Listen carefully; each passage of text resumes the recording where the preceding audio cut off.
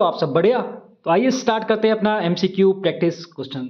ये as a test लीजिएगा, participate करिएगा कमेंट सेक्शन में आंसर देकर, ताकि इन्फॉर्मेशन लॉन्ग टर्म मेमोरी में चली जाए। अगर गलती करते हो तो कभी आप भूलोगे नहीं कि मैंने ये क्वेश्चन गलती किया था, और एग्जाम में वो कभी रिपीट नहीं करोगे, क्योंकि मैं उसका आंसर बता दिया हूँ तब तक।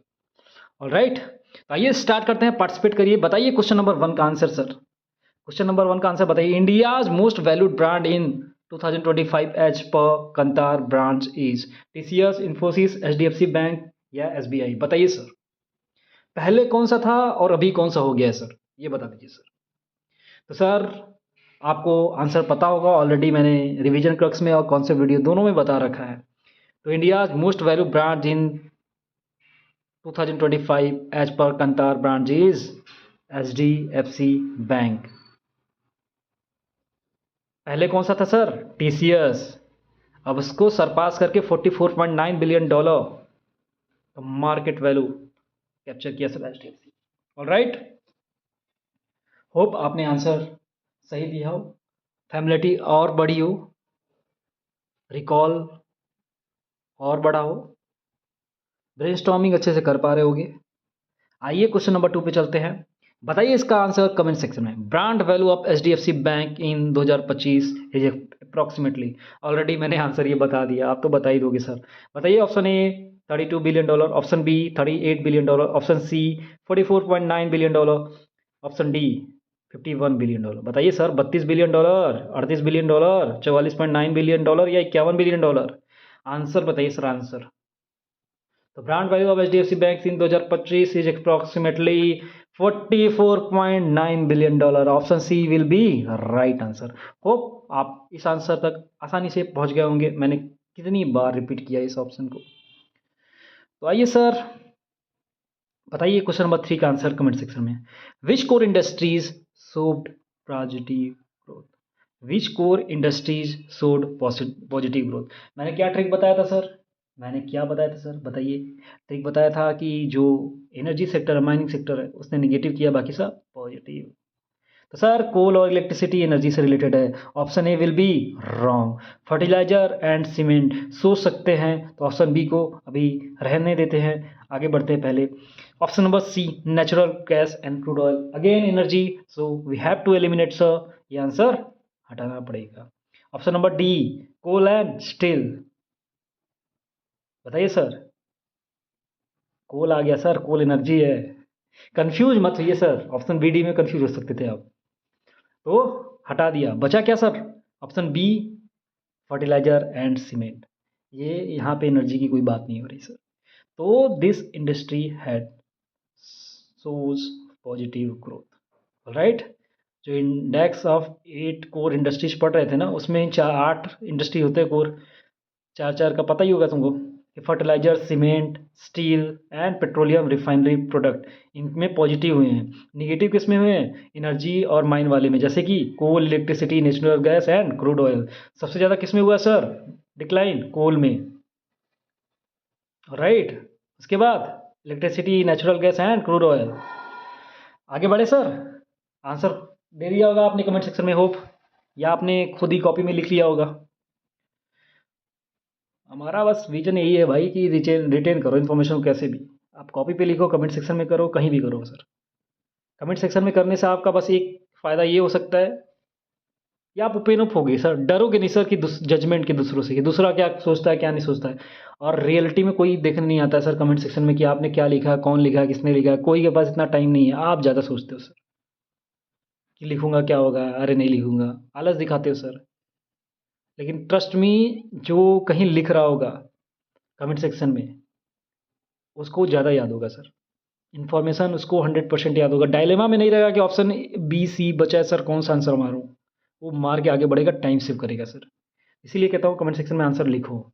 नहीं लिख पा रहे हो कॉपी में लिखो, बट लिखो, बोलो, एक्टिवली पार्टिसिपेट करोगे तभी चीज़ें अंदर घुसेंगी तुम्हारे। आइए क्वेश्चन नंबर 4 का आंसर दीजिए। Largest decline in ICICI was seen in. Largest decline in ICI index of 8 core industries was seen in, इसमें crude oil, natural gas electricity या कोल? ऑलरेडी मैंने आंसर सर बता रखा है। बताइए सर इसका आंसर क्या होगा, बताइए। Tell me the answer. किसमें होगा? Crude oil, natural gas, electricity या coal? Tell me the right answer. Tell me the right answer. Coal sir, coal already मैंने बता दिया था, समथिंग 8 पॉइंट समथिंग परसेंट था। लार्जेस्ट डिक्लाइन हुआ है कोल में।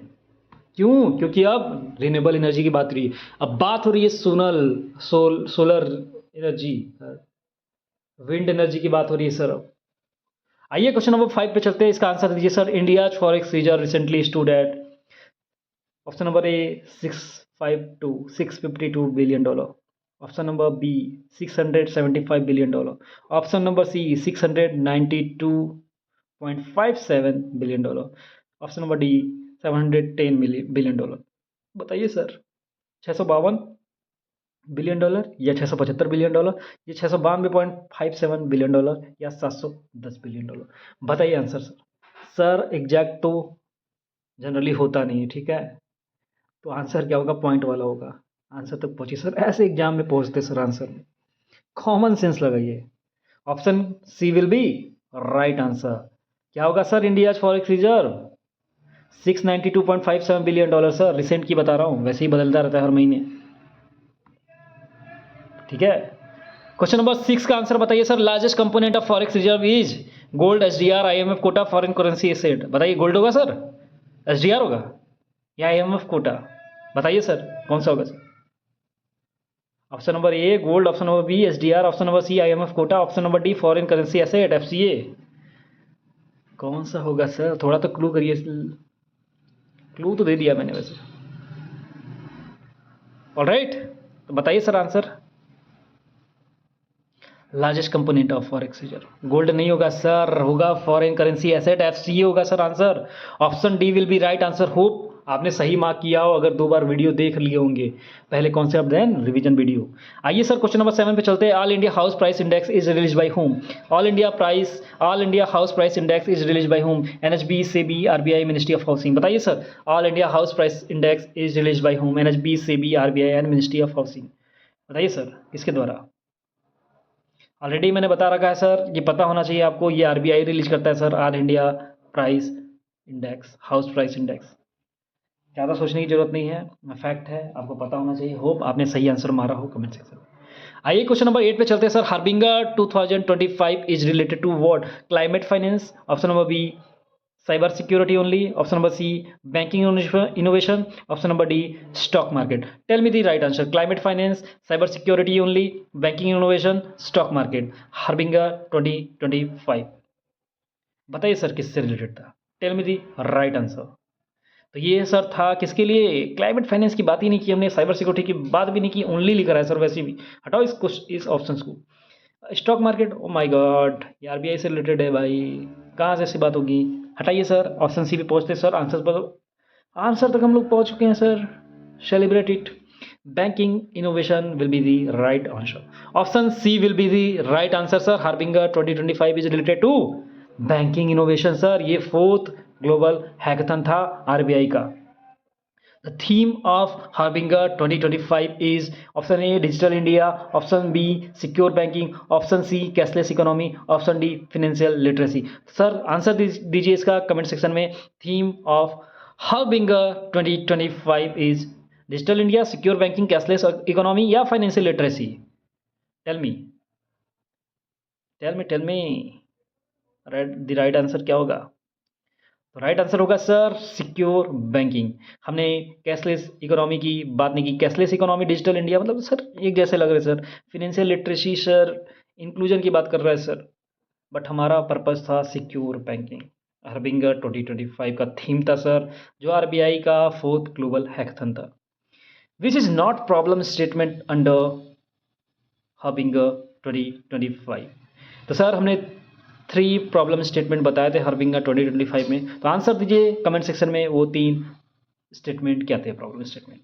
पहला option A tokenized KYC, option B offline CBDC that is e rupee, option C credit scoring, option D trust in digital system? बताइए सर आंसर क्या होगा sir? Tell me the right answer. पूछा क्या question sir, not a problem statement. 3 problem statement इसमें है sir, कौन सा नहीं है। आप तो इतना तो देख के बता देना चाहिए कितनी बार रिपीट किया था, आपके सामने आंसर पड़ा हुआ है, तो जो नहीं होगा तो वो तो ऑफकोर्स आपके पास ऑब्वियस है, आ जाना चाहिए। टोकनाइज केवाईसी की बात की थी, यस की थी। ऑफलाइन सीबीडीसी की, यस की थी। ट्रस्ट इन डिजिटल सिस्टम की थी। तो क्या किसकी बात नहीं किया था हमने, सी का, ऑप्शन सी, क्रेडिट स्कोरिंग की बात नहीं किया था। तो आंसर क्या होगा आपका, credit scoring is not problem statement under RBI 2025। आइए क्वेश्चन नंबर 10 पे चलते हैं, 11 पे चलते हैं। RBI launch for UPI initiative at, कहाँ पे लॉन्च किया था सर आरबीआई ने for UPI initiative, RBI policy meet में, या G20 समिट में, या ग्लोबल फिनटेक फेस्टिवल में, या डिजिटल इंडिया वीक में। सर मैंने ना G20 समिट बताया आपको, ना डिजिटल इंडिया वीक पढ़ाया, ना आरबीआई पॉलिसी मीट पढ़ाया, बस पढ़ाया क्या, ग्लोबल फिनटेक फेस्टिवल। तो option C will be right answer. Hope आप आंसर तक पहुंच गए होगे, करेक्ट आंसर मार दिए होगे विदाउट नेगेटिव मार्किंग। आइए सर क्वेश्चन नंबर 12 पे चलते हैं। यूएमआई, यूनिफाइड, बताओ सर क्या है इसका फुल फॉर्म, आप बताओगे, मैं नहीं बताऊंगा अब इसका। तो UMI aims to promote what, बताइए, कोई इंटरफेस है ये, बता दीजिए। UMI aims to what, aims to promote what, retail lending, option A retail lending, option B asset tokenization, option C forex trading, option D insurance penetration। बताइए sir UMI aims to promote what, बताइए बताइए answer बताइए। तो retail lending हटा दीजिए sir, forex trading हमने बात नहीं की, इंश्योरेंस पेनिट्रेशन हमने बात नहीं की, बचा क्या, ऑप्शन बी। आंसर क्या होगा, ऑप्शन बी। क्या होगा sir, asset tokenisation. UMI aims to promote asset tokenisation. कैसे करेगा, हो सकता है आगे क्वेश्चन में हो, क्या पता। सो UMI uses which technology for token, basically tokenization, asset tokenization के लिए कौन सी टेक्नोलॉजी यूएमआई यूज करता है sir. AIML, option A AIML, option B cloud computing, option C blockchain and whole CBDC, option D IoT only. तो answer क्या होगा sir, ना मैंने ये AIML को बताया, ना क्लाउड कंप्यूटिंग, ना IoT ओनली, तो ऐसे ही काट दोगे सर। तो ऑप्शन सी बचता है, तो option C will be the right answer, blockchain and whole CBDC. UMI uses the technology blockchain and whole CBDC for asset tokenisation. Hope आपने आंसर सही मारा होगा। आइए क्वेश्चन नंबर 4 पे चलते हैं, इसका कमेंट सेक्शन में आंसर दीजिए। Biometric UPI authentication uses, biometric UPI authentication uses. Option number A PAN, option number B mobile OTP, option number C Aadhaar linked biometric, option number D debit card. Tell me the right answer sir, tell me the right answer. Biometric UPI authentication sir, अपने कई बार किया भी होगा ये चीज़ें। इसका answer क्या होगा सर, कौन सा ऑथेंटिकेशन यूज करता है, पैन का तो कभी सुना नहीं है, mobile OTP not at all, debit card no, option C will be the right answer. Answer तक हम लोग पहुंच गए हैं। आंसर क्या होगा, Aadhaar linked biometric. So biometric UPI authentication uses Aadhaar linked biometrics. Hope आपने आंसर करेक्ट मार्क किया होगा। क्वेश्चन नंबर 15 पे चलते हैं। UPI lite with smart glasses enables, option number A offline banking, option number B voice based payment, option number C ATM withdrawal, option number D crypto payment. UPI lite with smart glasses enable what, offline banking, voice based payments, ATM withdrawal, या crypto payment. हमने crypto payment बताया, crypto payments बताया नहीं बताया, ATM withdrawal नहीं बताया, offline banking के बारे में बात की है, लेकिन एज सच इसका आंसर नहीं होगा।